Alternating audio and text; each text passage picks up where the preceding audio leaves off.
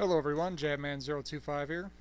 Today I'm taking a look at my 61st Master Grade, the Crossbone X-2, which is obviously a custom job of the Crossbone X-1. A couple of weeks ago, a fellow YouTube Gunpla builder, Strike03X, uploaded a video of a really amazing Crossbone X-3. And he also done a Crossbone X-2 in the past. And basically seeing those videos inspired me to do the Crossbone X-2. I saw that video and I was like, man, I really want one of those. Why can't I make one? Oh wait, I can. So I decided to grab a Crossbone. I found one cheap and went through the process of making an X2. And I'm going to go through that process with you here. First thing to do was to separate all the parts into different piles for coloring. I'm using 4 basic colors this time. Here's a pile for the black, here's a pile for the dark blue, pile for the gold, I did a little bit of silver, so technically 5 piles, and the purple. And there's my feet. I also got a custom weapon, shot lance. Special thank you to Vegeta8259 for being nice enough to tell me where he got his. I contacted him via Twitter and he was nice enough to give me the information, so thank you, Vegeta. Now, one thing you got to do whenever you're making a custom of any kind is plan ahead. When I was building this, even well before I was building it, I was planning out the colors I was going to do, making notes in the manual as I went along. Always plan well ahead for these kind of things. The colors I used that metallic black. I used a dark blue from Tamiya Paints, and as you can see, they're very similar. This is a very dark blue. I was a little concerned that it'd be a little too close, but it turned out alright. For the gold this time, I used a different gold, the one coat lacquer from Test Stores. I used this one because I wanted a darker gold than the usual candy coating job I do. I thought it looked better against the dark colors. The purple I ended up first using was this candy purple pearl, which I didn't end up liking, so I changed my mind to a lich purple. This is a more darker purple and fit the kit better. The other was a little bit too light and shiny. But I still wanted a candy coating, so this is how you make a non-candy coating paint a candy coat. First you add 1 coat of the paint, then a triple thick gloss, then another coat of the paint, and then a Tamiya clear coat on the top. This is just plain Tamiya clear. And that makes a non-candy coating paint into a candy coating. For touch-ups, I just use gold leaf from Tamiya and plain black from Tamiya. Now, first weapon we have here is the shot lance. Basically, I did in 2 colors, a dark blue, and for the handle, just a straight black. Didn't get fancy with the handle. Fairly nice kit. It does have some weight issues, which I'll talk about later. Do have not a whole lot in the instructions. I kind of have to figure it out myself. But this only cost me around 12 bucks, so truthfully for an add-on weapon, that ain't bad. And here you see, with all the painting done, the main body of the Crossbone X-2. As you can see, the dark blue and the black are similar, but on close inspection you can tell the difference. You can get the sense of a dark blue. In some places, based on the light of the where the Gundam is, it can look even lighter blue, or even in some cases purple, which is kind of nice. Didn't exactly turn out how I wanted it to, but still looks really nice. And the core fighter.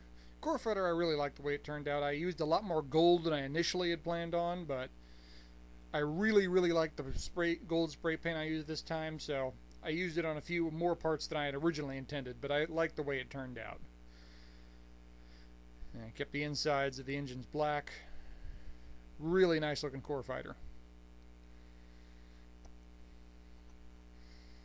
Now for the final touch-ups on the shot lance, I just added some gold, a little bit of light blue, and give it some nice effects. Got rid of that little wedge you saw earlier. And the weapon is kind of heavy, which makes it difficult to hold with the Gundam, but you can still get some nice poses out of it. As for the original weapons, the blunderbuss, see, I added some gold to the front and the back of the gun. And I went a little crazy with the gold in terms of the sword. But I like the way that gold looks against the dark blue. It looks really nice. And for the knives and for the chains, I just went with a plain old silver.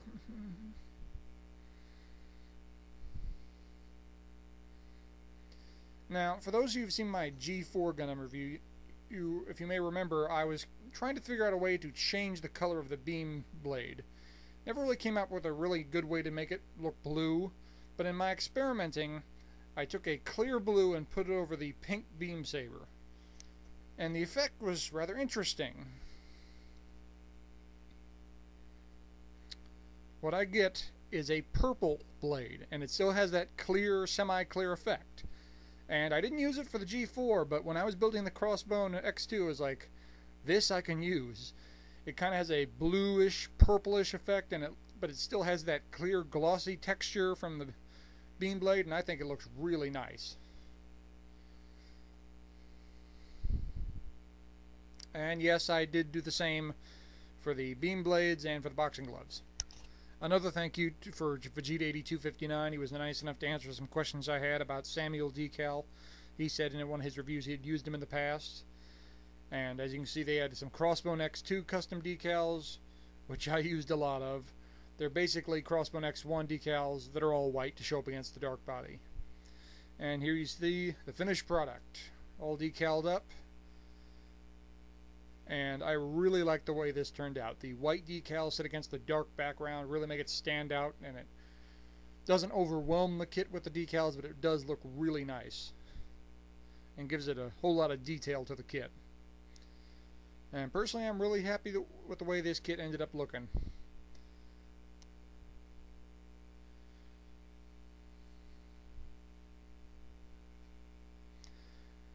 As for the shot lance I mentioned, it's really heavy, so it's kind of difficult to get decent poses out of this. You can do a few. This you can do, but it doesn't take much to knock it out of the Gundam's hand. You can get some better poses if you put the shot lance above the head, because it can rest against the arm. And you can do this pose here with the standing with it. So it's a good weapon, but there's only so much you can do with it, but still it's a nice little add-on. And for this kit I made a very simple custom action base. Just took a black action base and added a Crossbone Vanguard shield on the top. So I can use this with all the Crossbone Gundams. And here you can see it in aerial pose with the sword and the knife in the feet, so I can do the flying kick, and I'm very happy with the way this ended up looking. Final thoughts on this kit? Crossbone X-2 is a fun custom job. It's a very extensive custom job. You have to recolor pretty much everything on the kit. But it's a lot of fun to do, and you can put your own little spin on the Crossbone, because there's only one basic rule to make an X-2. It's got to be a dark Gundam. Other than that, you're free to do whatever you want. So, this was a fun custom job.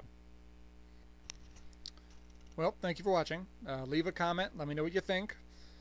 Once again, thanks to Vegeta8259 for his help, and to Strike03X for the inspiration.